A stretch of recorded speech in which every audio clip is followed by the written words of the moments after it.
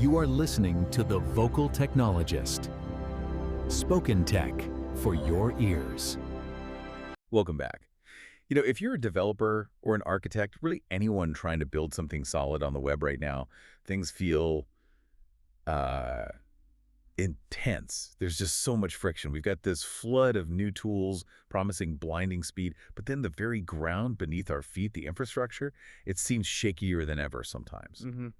So today, we're going to really try and make sense of the current landscape. We've looked at material covering these huge cloud failures, the never-ending front-end battles, and this kind of AI identity thing happening for programmers. Yeah, the goal really is to cut through some of the confusion. We want to zero in on that core tension. You've got the need for basic stability, the push for real performance, and then this massive acceleration coming from AI tools. And they don't always pull in the same direction, do they? Not at all. Sometimes they are actively fighting each other. It's a balancing act. Okay, let's get into it, and we really have to start with the foundations because, like you said, stability, sometimes it just isn't there. That massive AWS US East outage recently, I mean, it took down huge parts of the internet. Just brutal. It really was. A very stark reminder about platform dependency, wasn't it? The technical side seemed to involve rising error rates, latency, problems with DNS resolution, and then trouble launching EC2 instances, a real cascade effect. Yeah, distributed failure, exactly. Yeah. But what's really chilling is the thinking around why it took so long to fix. It wasn't just a technical glitch, apparently. Well, the narrative emerging points towards a potential brain drain. Brain drain at AWS. That's the theory. That vital institutional knowledge, the kind of deep understanding you need to quickly diagnose these super complex, obscure failures, well, that knowledge might be walking out the door. How so? The idea is that senior engineers, the folks with that deep history, might have left due to layoffs or maybe being unhappy with certain policies. And that erodes the internal ability to tackle these massive, intricate problems quickly when they pop up. Wow. So platform fragility linked directly to a human expertise gap. That feels significant. It suggests that keeping these complex systems running isn't just about the automation, it's about the experienced people behind it. Right. It implies that maybe the complexity is starting to outrun the available human expertise needed to manage it reliably. Okay, but here's a neat counterpoint. This idea that stability always means spending billions on infrastructure. Sometimes, maybe stability comes from simplifying, like that idealist.org story. Oh, yeah. That one's fantastic. Almost hard to believe. They cut a Heroku bill from, what, $3,000 a month? Yeah, $3,000 a month. Down to just $55 a month on a different server setup. That's the kind of saving that makes developers sit up and take notice. $3,055. Right. Everyone listening is probably nervously checking their cloud bills now. How on earth did they manage that kind of drop without sacrificing their staging environments? They pulled off a really smart simplification. Basically, they shared a single, beefy Postgres database across multiple isolated staging setups. Ugh. So they engineered their way around Heroku's model, which typically charges more per environment. It just goes to show that sometimes a simpler architecture, one a small team can really understand and manage, ends up being more resilient and way more cost-effective. It's human ingenuity tackling that complexity. That tees us up perfectly for the next big battleground. Yeah. The front end. Moving from platform reliability to how fast the application feels. And the core fight seems to be around state management and efficiency. Exactly. It boils down to when one little piece of data changes in your app, how much of your user interface has to redraw itself unnecessarily. That's the heart of these rendering wars. Right. So on one side, you've got the way things often work, like in React traditionally, state-based rendering. You change some state. And boom, potentially a whole chunk of your component tree re-renders. Even components that don't even use that specific piece of data. So developers end up having to manually optimize, using things like memoization to stop the extra work. Which can get complex in itself. Now, the challenger approach is signal-based rendering. This promises much more granular reactivity. Granular how? Instead of checking that whole subtree, a component only updates if it directly uses a signal whose value has changed. Okay, that sounds way more efficient. For those of us maybe more used to the React way, how do signals actually achieve that? Is it just smarter memoization? It's more fundamental. It's about the dependency tracking. In typical state systems, you're tracking where you called the function to set the state. With signals, the system tracks where the signal's value is read. Ah, okay, so it knows exactly which components care about that specific piece of data. Precisely. The framework knows exactly which components subscribe to that specific signal. So the idea is you get smaller code bundles, more predictable performance, because the system knows the absolute minimum work needed. Okay, makes sense. But if signals offer that kind of targeted efficiency, why is React pushing so hard on React server components, RSCs? The promise there was also about performance, particularly server-side, right?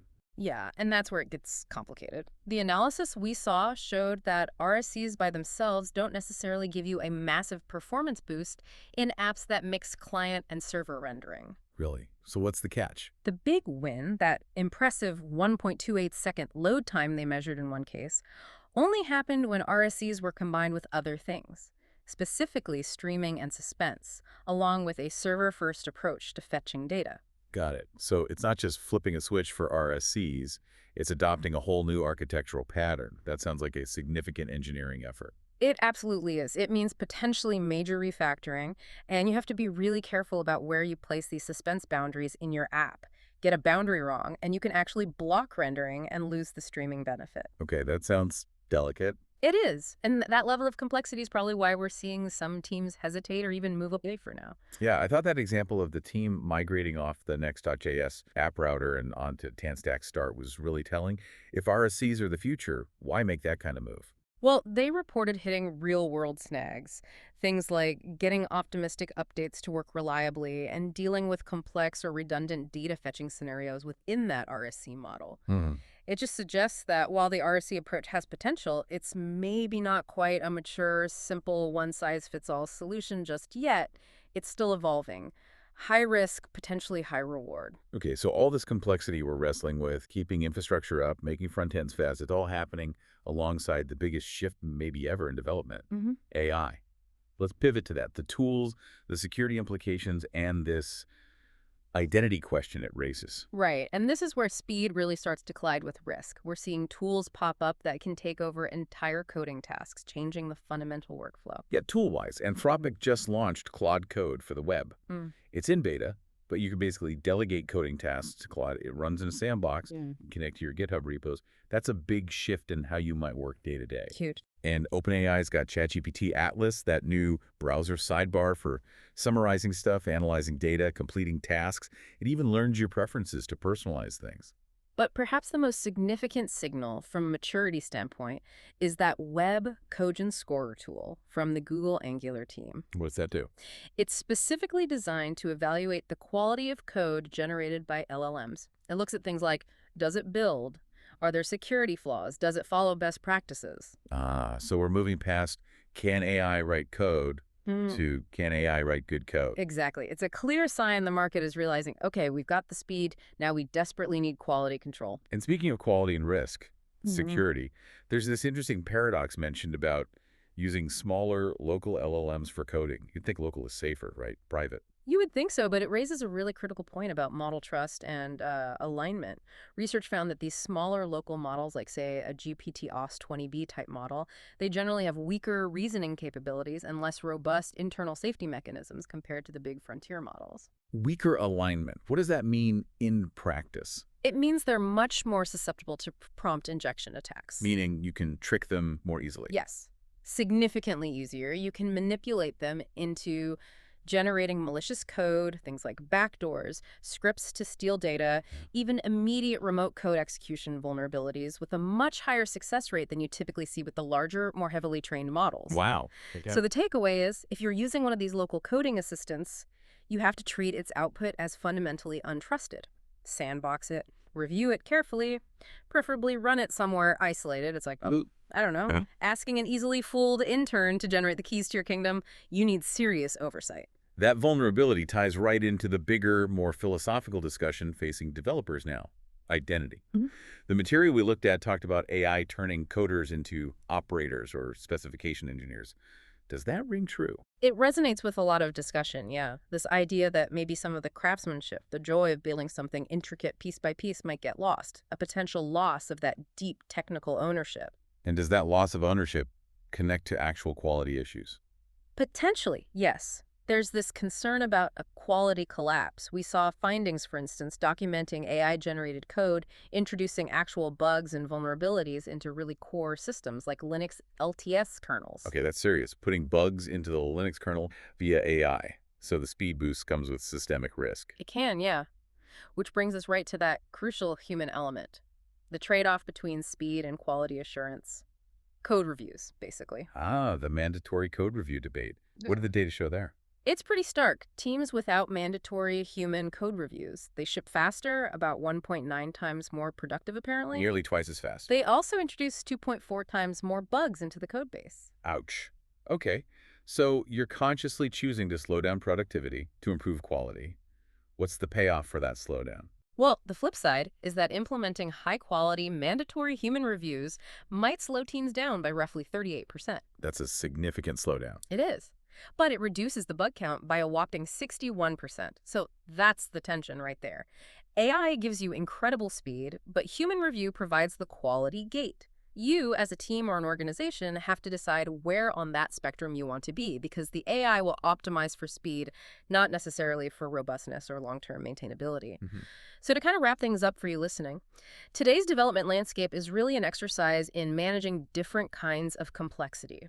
You've got the complexity needed just to get decent performance, wrestling with signals, mastering streaming and suspense with RSCs. Right. And at the same time, you're managing this entirely new category of risk introduced by these incredibly powerful, yet sometimes brittle, AI tools. It really demands balance, doesn't it? Yeah. You need to be ready to explore and integrate useful new tools, like maybe a Claude code. But you absolutely cannot afford to outsource your critical thinking or your sense of technical ownership. You still need the craftsmanship, the rigor to actually look at the code being generated. If that AWS outage taught us one thing, maybe it's that deep human expertise is still the most valuable firewall we have. This has been the vocal technologist trying to navigate these forces shaping your stack. Well said. Round.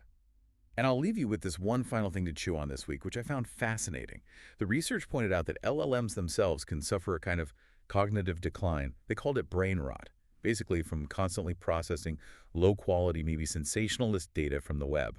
It leads to errors, thought skipping. So if the very tools we're starting to rely on for understanding and even writing our code can have their thinking degraded by bad input, what responsibility do you have as a developer to ensure the quality of the data, and maybe more importantly the code, that you contribute back into that digital ecosystem? Something to mull over. We'll catch you next time. Spoken Tech for your ears.